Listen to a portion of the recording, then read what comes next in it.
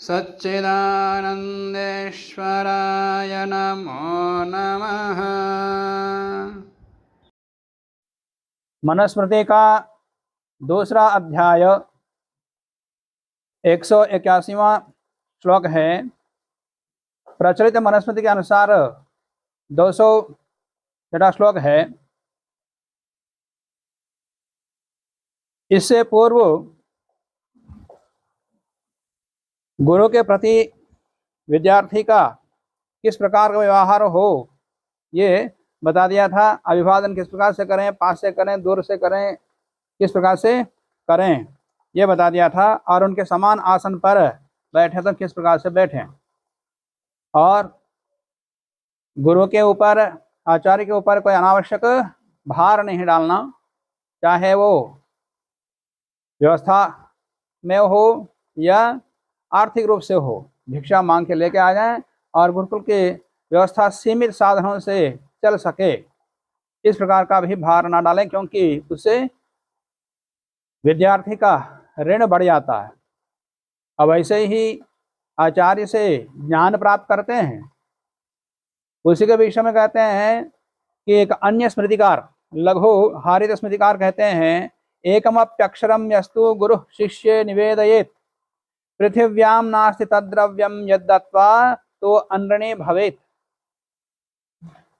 माने आचार्य से जो ज्ञान प्राप्त करते हैं उसके बदले में सारे पृथ्वी के द्रव्यों को भी गुरुदक्षिणा के रूप में दें तो भी वो ऋण नहीं हो सकता।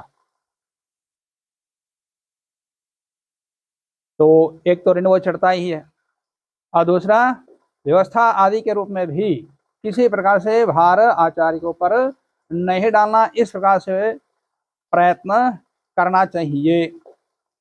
नहीं तो फिर इनको फिर अगले जन्म में चुकाना पड़ता है। तो इसलिए ऋण बंधन में नहीं फंसना, ये विषय बता दिया था। अब आगे विषय, आगे का विषय बताते हैं कि आचार्य के अतिरिक्त और भी अध्यापक रहते हैं। एक ही आचार्य सभी विषयों को नहीं पढ़ाते, अनेकों विषय चलते हैं तो अन्य अध्यापक भी रहते। अध्यापकों के भी, उपाध्याय के भी लक्षण बता दिया था, तो उनके प्रति किस प्रकार का व्यवहार हो ये भी बता रहे हैं। विद्या गुरुष्वेतदेव नित्यावृत्ति स्वयोनिषु प्रतिषेधत्सु च धर्मान् हितं चोपदिशत्स्वपि। विद्या गुरुषु, अन्य जो विद्या को देने वाले, पढ़ाने वाले लोग हैं उनके प्रति, स्वयोनिषु, अपने वंश के बड़े लोग विद्यमान हो उनके प्रति भी, अधर्मान प्रतिषेधत्सु उपदिशत्सु च अपि, अधर्म को, अव्यवहारिक को, अनैतिकता को, इस प्रकार के बातों का निषेध करते हुए जो हित की बातें उपदेश करते हैं उनके प्रति भी एतत् एव नित्यावृत्ति, इस माने गुरु के प्रति जिस प्रकार से आदर सत्कार का भाव करने के लिए कहा है उसी प्रकार का व्यवहार उनके प्रति भी आदर पूर्वक व्यवहार करें, ये बता दिया था। और आगे गुरु के परिवार भी रहता है, जहाँ गृहस्थी आचार्य होते हैं तो वहाँ भी उन परिवार के सदस्यों के साथ किस प्रकार का व्यवहार हो वो भी आगे बता रहे हैं। श्रेयस्व गुरुवद्वृत्तिं नित्यमेव समाचरेत् गुरुपुत्रेषु चार्येषु गुरोश्चैव स्वबन्धुषु। श्रेयस्सु, और जो बड़े लोग हैं, आर्येषु गुरुपुत्रेषु, जो गुरु के श्रेष्ठ गुरुपुत्र हैं, और गुरोः स्वबन्धुषु एवं, और गुरु के जो अन्य बंधु हों उनके प्रति भी नित्यम गुरुवत एवं वृत्तिम समाचरेत, उनके प्रति भी गुरु के तुल्य ही आदर सत्कार पूर्वक व्यवहार करें। एक सामान्य व्यवहार है, केवल आचार्य के प्रति ही आदर सत्कार भाव दिखाएं और अन्य उनके पत्नी हो, पुत्र हो, उनके प्रति ही अनादर हो तो फिर आचार्य असंतुष्ट होगा, इसलिए उनके प्रति भी आदर। जिस प्रकार से आचार्य करते हैं पूरा का पूरा व्यवहार वैसा ही उनके प्रति हो, ऐसा नहीं होता। यथा योग्य व्यवहार भी देखा जाता है। आज भी हम व्यवहार में देखते हैं, मान लिया कोई बड़े अधिकारी हैं, मुख्यमंत्री है, प्रधानमंत्री है, राष्ट्रपति है, और बड़े बड़े अधिकारी होते हैं, तो उनके प्रति जो उनके सुरक्षा कर्मी हो, सेवक हो, जो भी घर में काम करने वाले लोग हैं, उनके प्रति जिस प्रकार व्यवहार करते हैं वैसे अन्यों के प्रति भी करें तो भी आदर भाव, तो उनको भी सम्मान तो देते हैं। चाहे बड़े लोग हों, चाहे आयु में कितना ही छोटा हो, उनके पुत्र क्यों ना हो या पुत्र के पुत्र क्यों ना हो, उनके प्रति भी प्रेम भाव से रहते, और नहीं तो फिर वो रुष्ट होगा। हम गायों में भी देखते, बछड़ी पैदा हुआ हो और उसके साथ आप उसके प्यार से उसके साथ रहा है, मालिश किया, तो उसकी माँ प्रसन्न होती है। और उसको छेड़छाड़ लिया, उसे परेशान करे हो तो फिर फुंकार मारती है, इधर छटपड़ाती है माँ। बंधी हुई नहीं आ तो आके मारेगी, बंधी हुआ तो फिर छटपड़ाएगी, फिर फुंकार मारेगी। करती कि नहीं करती? और उसके साथ प्यार से करो और उसको मालिश करो तो फिर देखे माँ भी प्रसन्न होती है। तो वैसा ही जो मुख्य अधिकारी होता है उनके प्रति ही नहीं, अन्य परिवार सदस्यों के प्रति भी आदर सत्कार भाव देखा जाता है। वैसा ही गुरुकुल में भी वैसा ही यथा योग्य व्यवहार करना चाहिए, ऐसा यहाँ बताया। बालः समान जन्मा वा शिष्यो वा यज्ञ कर्मणि अध्यापयन् गुरुसुतो गुरुवन्मानमर्हति। गुरुसुता गुरु का पुत्र, बालः वा समान जन्मा वा, चाहे वो बालक हो या अपने समान आयु वाला हो, तो भी यज्ञ कर्मणि शिष्य या यज्ञ कर्म में शिष्य बना हो, माने यज्ञ की दीक्षा लेने वाला भी तीसरा जन्म लेता है, ऐसा पहले आया था। तो यज्ञ की दीक्षा से वो अपना शिष्य हो, माने वो गुरु हो और वो शिष्य हो, पर वो शिष्य आचार्य का पुत्र हो तो भी उसको सम्मान देना। सम्मान देना तात्पर्य यथा योग्य व्यवहार करना, अन्यों के प्रति जैसे हीन भाव से या अन्य प्रकार से व्यवहार होता है उस प्रकार व्यवहार ना हो। यज्ञ कर्मणि शिष्य अध्यापयन गुरुवत मानम अर्हति, गुरु के समान उनके प्रति भी आदर सत्कार के साथ व्यवहार करें। और यहाँ पर यह नहीं है जैसे कि पहले विद्वानों का ही व्यवहार होना चाहिए, विद्वत्ता का ही व्यवहार होना चाहिए, और विद्वत्ता नहीं है, पढ़े हुए है नहीं है, चाहे बड़े आयु को हैं तो भी उनका आदर नहीं होता, ऐसा कहा गया। यहाँ यथा योग्य व्यवहार है, विद्वान को तो होता ही है, और साथ में आचार्य के परिवार के लोग हों उनके प्रति भी यह स्वाभाविक रूप से व्यवहार देखा जाता है। हाँ, कोई अव्यवहार करता है, ढीठता दिखाता है, तो उनके लिए नियम बताना ही होता है। तो इस प्रकार से और भी व्यवहार बताया जो उनके गृहस्थी आचार्य के प्रति और उनके परिवार के लोग हों उनके प्रति किस प्रकार का व्यवहार हो, वो भी यहाँ बता दिया।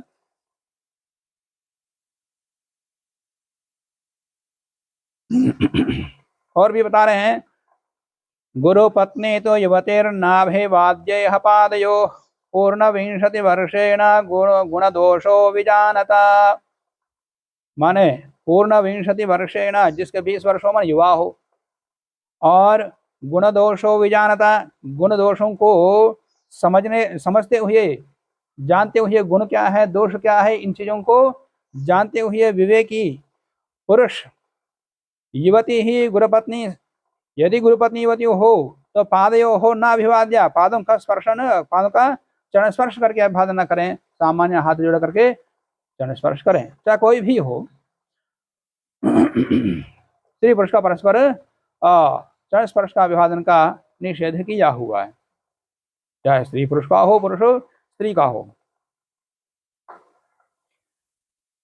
क्योंकि दोनों के बीच में जितना व्यवहार यथा योग्य होना चाहिए उतना ही रखना समाज में श्रेयस्कर है, इसलिए वही नियम बताया जाता है। स्वभाव एष नारीणाम नराणाम इह दूषणम अतोर्थान्न प्रमाद्यन्ते प्रमदासो विपश्चितः, वही विषय यहाँ बता दिया। स्वाभाविक है स्त्री पुरुषों में आकर्षण होना, इसलिए उन दोनों के बीच में किसी प्रकार का सन्निहित संबंध का बीज ना आ जाए, तो इसलिए उनको दूरता है। जितना व्यवहार यथा योग्य है उतना ही व्यवहार रखने को कहा है। मैं इनकी ज्यादा व्याख्या नहीं कर रहा हूं।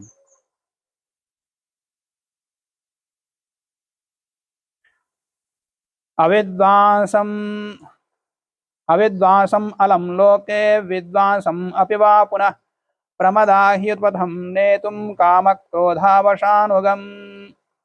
यहाँ भी उसी प्रकार का विषय है। लोक में प्रमदा काम क्रोधावश अनुगमम अविद्वांसम विद्वांसम अपि, चाहे विद्वान हो अविद्वान हो, काम क्रोध लोभ मोह आदि इत्यादि के कौन वशीभूत हो जाता है कुछ नहीं पता। जब बह जाता है पूरा बहने वाला पता लगता है कि मैं किस ओर बह रहा हूं। इसलिए प्रारंभ में ही विवेकी पुरुष उनको पहचान करके उन चीजों से दूर रहें। उद्वथम नेतुम ही अलम, मान एक दूसरे को अव्यवहारिकता या अमर्यादा स्थितियों में पहुंचाने के लिए समर्थ होते। कौन? ये काम क्रोध लोभ मोह आदि अपने मार्ग से च्युत करके, अपने मार्ग से गिरा करके उल्टे मार्ग में ले जाने में ये समर्थ होते हैं। इसलिए उनके वशीभूत कभी नहीं होना चाहिए। और यहां तक भी बता दिया आगे, मात्रा स्वस्रा दुहित्रा वा न विविक्तासनो भवेत् बलवान इंद्रियाग्रामो विद्वांसम अभिकर्षति। अच्छे विद्वान होते हुए भी पथभ्रष्ट हो जाते, अपने मार्ग से हट जाते, अपनी मर्यादाओं से हट जाते। इसलिए जहां इस प्रकार संभावना हो उन संभावनाओं का निषेध कर रहे हैं। यद्यपि पवित्र संबंध हैं, फिर भी लोक व्यवहार में पवित्र संबंधों में भी अपवित्र संबंध देखे जाते। इसलिए माता बहन पुत्री इत्यादि के साथ भी एकांत आसनों पर नहीं बैठना इत्यादि। क्यों? बलवान इंद्रिय ग्रामो विद्वांसम अपिकर्षति। इंद्रिय बड़े बलवान होते हैं, कब किसको आकर्षित करें कुछ नहीं पता। इसलिए इस प्रकार का निषेध उनके साथ भी यथा योग्य व्यवहार हो, ज्यादा सन्निहित ना हो और इंद्रियों के दास ना बने, ये बता दिया। लोक व्यवहार में देखा जाता है, कुछ ही समय पूर्व समाचार में ही आया था। समाचार में तो बहुत सारे विषय आज आते हैं समाज में कि एक बार दोनों भाई बहन घर से भागे, लुप्त हो गए, घर वाले ढूंढते रहे, पता नहीं लगा। और 1 साल के बाद वो दोनों वापस गांव में लौट के आए, पति पत्नी बन के आए। तो इस प्रकार का व्यवहार देखा जाता है। तो इसलिए पवित्र संबंधों में भी अपवित्र संबंध न बने। तो इसके लिए प्रारंभ में ही इस प्रकार के यदि नियम डाला जाए और इस प्रकार संस्कार डाला जाए तो इस प्रकार व्यवहार बना कर रखे, तो इस प्रकार के दुर्घटनाएं नहीं घटती समाज में। तो इसी प्रकार से आगे, कामम तो गुरुपत्नीनाम युवतीनाम युवा भुवि विविध विधे वंदनम कुर्यात् असौ अहम इति ब्रुवन्। कामम तो युवा युवतीनाम गुरुपत्नीनाम असौ अहम इति ब्रुवन्, माने अच्छा यही है कि युवक विद्यार्थी युवती गुरुपत्नी के साथ सामान्य हाथ जोड़ करके मैं ऐसा कह करके नमस्ते कर लें। जैसे विधिवत अभिवादन करने का विधान अपना नाम गोत्र आदि बता करके चरण स्पर्श करते हुए आचार्य का जिस प्रकार से विधान किया है उस प्रकार से गुरुपत्नी के साथ ना करें, सामान्य झुक करके वंदना करें। इसी प्रकार व्यवहार विषय बता रहे हैं आगे। तो इस प्रकार से आचार्य के प्रति आदर सत्कार पूर्वक क्यों रहना और उनके परिवार के वालों के साथ भी सम्मान पूर्वक क्यों रहना, कि आचार्य प्रसन्न रहे। और उनके साथ अशिष्ट व्यवहार कर दिया तो फिर आचार्य रुष्ट हो जाएंगे, फिर विद्या नहीं पढ़ाएंगे, फिर विद्या की प्राप्ति में विघ्न हो सकता है। तो उस प्रकार संभावना ना हो, इसलिए ये सब नियम बताया। तो इस प्रकार का सत्कार पूर्वक आचार्य के परिवार के प्रति और गुरुकुल के प्रति, आचार्य के ऊपर किसी प्रकार का भार नहीं डालना, ऋणी नहीं बनना इत्यादि विषय क्यों बताया, इस प्रकार के व्यवहार का प्रयोजन क्या है, वो प्रयोजन इस श्लोक में बता रहे हैं। यथा खनन खनित्रेण नरो वार्यधिगच्छति तथा गुरुगतां विद्यां शुश्रूषुरधिगच्छति। यह प्रयोजन बताइए इसके अंदर। यथा खनन खनित्रेण खनन नरः, जिस प्रकार से मनुष्य फाड़े से सब्बल से खोदते हुए एक दिन कुएं से पानी प्राप्त करता, कुआं खोदता है, कुआं खोदने के लिए कितना परिश्रम करना पड़ता है। छोटा सा खड्डा खोदना हो तो आज जैसे बुलाते, आदमी नहीं खोदता, और पहले तो जैसे भी थे ही नहीं, और जैसे ही वो तो कुछ करेगा।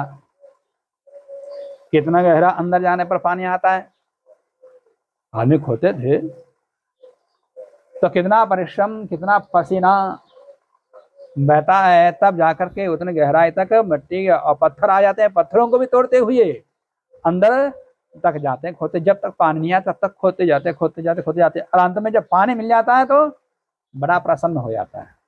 फिर जीवन भर पूरे परिवार के लोग, आगे पीढ़ी दर पीढ़ी सब लोग उस पानी से उपकृत होते, तो कितना प्रसन्न होते, कितना लाभ हुआ।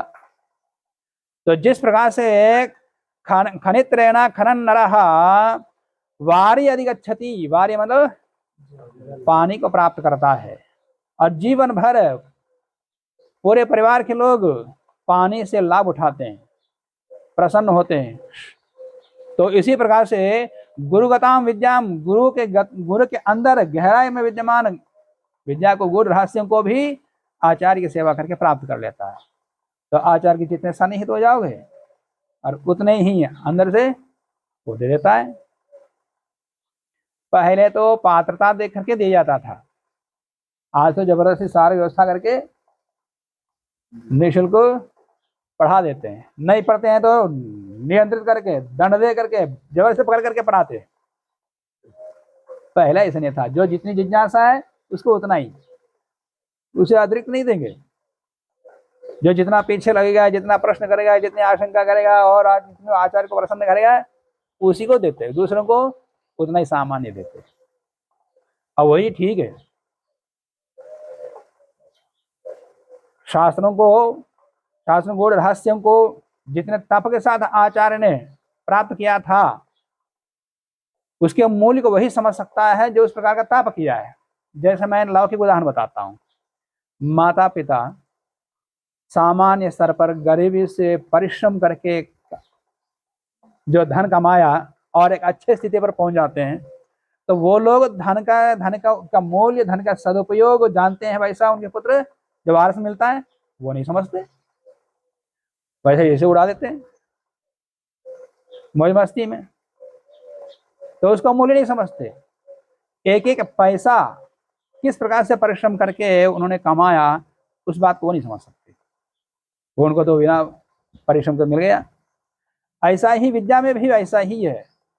जो परिश्रम पूर्वक जिस प्रकार से तप करके पात्रता प्राप्त करता है, उसको ही देने पर वो विद्या फलीभूत होती है। इसलिए सारे शास्त्रों में पात्र को ही देने का विधान है। जो कुपात्र है उसको बिल्कुल नहीं देना, और जो जितना पात्र है उसको उतना ही देना,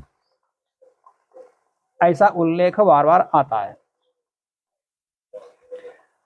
पहले मैं बता दिया था।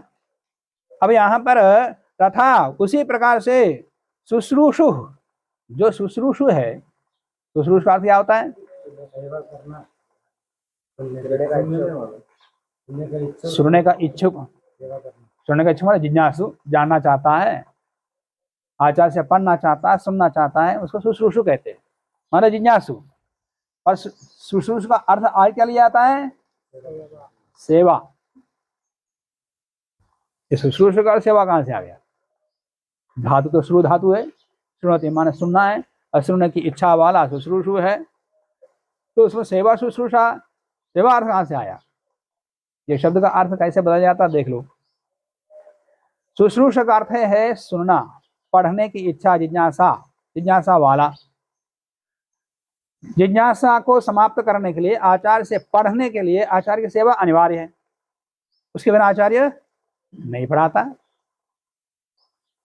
तो अनिवार्य होने कारण से वो शुश्रूषु का अर्थ सेवा बदल गया। तो उपनिषद काल में देखो, पढ़ने आता है कोई या ब्रह्मा जी का जिज्ञासा लेकर के आता है तो उनको 10 गाय दे देंगे, को 1000 गाय बना के लेके आओ, तो उसके बाद पढ़ा देंगे। वो भी मैं जानता हूँ तो बता दूंगा, नहीं तो फिर नहीं, यही बता देंगे पहले ही। जैसा 100 गाय बना के लाओ, या 100 दे दिया, 1000 बना के लेके आ जाओ चढ़ाते हुए, फिर तब पढ़ा देंगे। तो वो कितना जिज्ञासु है उसे पता लगता है। अब वो कौन सी विद्या? ब्रह्म विद्या जानने आया था वो, जो लाखों करोड़ों जन्मों में नहीं जान पाया, एक जन्म में इस प्रकार से कठोर तप करके जान लिया, ब्रह्म विद्या को प्राप्त कर लिया। वो बड़ी उपलब्धि है कि नहीं है? लोग कहेंगे कि यह ऐसे कैसे होता है? वो पढ़ने आया, उसको गाय में लगा दिया, इतने साल लगा दिया, पूरा जीवन उसमें बीत गया, क्या मिलेगा, क्या उपलब्धि है? अरे लाखों करोड़ों जन्म में जिसको प्राप्त नहीं कर पाया, वो इस जन्म में कुछ वर्ष तप करके यदि मोक्ष प्राप्त कर लिया, वो आध्यात्म विद्या को, ब्रह्म विद्या को, आत्मविद्या को जान करके, तो कितनी बड़ी उपलब्धि है। और ऐसे जिज्ञासु तैयार होते थे, बड़े प्रसन्नता से करते थे। तो शुश्रूषु इस प्रकार के विद्या को जानने के लिए उसको सेवा अनिवार्य थी। तो इसलिए शुश्रूषु का अर्थ पहले सेवा, तब तो सुनना हो जाता, माने पढ़ना हो जाता या जानना हो जाता। इसलिए शुश्रूषु का अर्थ बाद में सेवा अर्थ आ गया। तथा उसी प्रकार से शुश्रूषु गुरुगताम विद्या, गुरु में विद्यमान विद्या को अधिगच्छति। इस प्रकार से सेवा भाव से आचार्य के समीप में रह करके आचार्य को प्रसन्न रखते हुए, आचार्य के ऋणों में बंधनों में ना रहता हुआ जो पढ़ता है, वो उसी प्रकार से गुरु में विद्यमान विद्या को प्राप्त कर लेता है, जैसे कुआं खोदने वाला पानी को प्राप्त करता है। और जीवन भर जैसे पानी से उपकृत होता है, उपयोग में लेता है, उसी प्रकार से वो भी जीवन भर उस ज्ञान से उपकृत होता है, उसे लाभ उठाता है, अन्यों को भी वो विद्या दे देता है। तो इसलिए आचार्य के अनुकूल सेवा शुश्रूषा जिज्ञासा के साथ विद्या पढ़नी चाहिए, नियमों में रहते हुए। इसी प्रकार से महाभाष्य में भी आता है यही उदाहरण। उसको कूप खनन न्याय बोलते। क्या न्याय बोलते? कूप खनन न्याय। इसका मतलब यही होता है, कूप खननवद एतद भविष्यति। इसका तात्पर्य क्या है?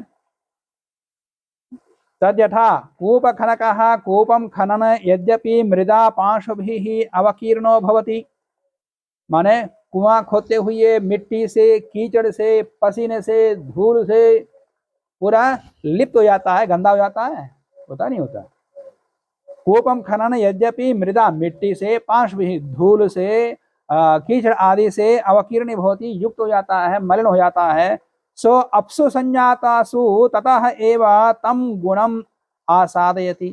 फिर वो खोता खोता वह अंदर पानी को प्राप्त करता है, तो उसी को ये न सह स च दोषो निरहन्यते भूयसा च अभ्युदयेन योगो भवति।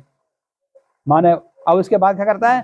सारा कीचड़ को, पसीने को धो देता है, धोता नहीं धोता। जिसको प्राप्त करने के लिए पूरा कीचड़ कीचड़ हो गया था, मलिन हो गया था, उसी मलिनता को उस पानी से धो के साफ कर लेता है। उसी प्रकार से शास्त्रों को पढ़ते समय जो परिश्रम होता, तप होता, फिर वो जो प्राप्त करता है, ज्ञान को प्राप्त करता है, उन सारे कुछ दोष मिल जाते हैं या प्राप्त हो जाते हैं, उन सारे दोषों को समाप्त कर देता है।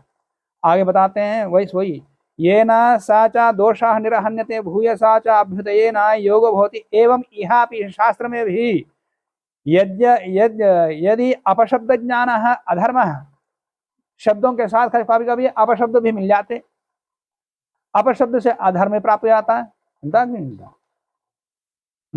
तो अपशब्दों का सुनना, अपशब्दों को सीखना या इस प्रकार के अमर्यादित व्यवहारों को देखना, उनको उनके प्रति आकर्षित होना, अमर्यादित व्यवहारों करना, वो तो मैं अलग इसमें धर्मशास्त्र में घटा रहा हूँ। वहां व्याकरण में तो शब्द अपशब्द का विषय है।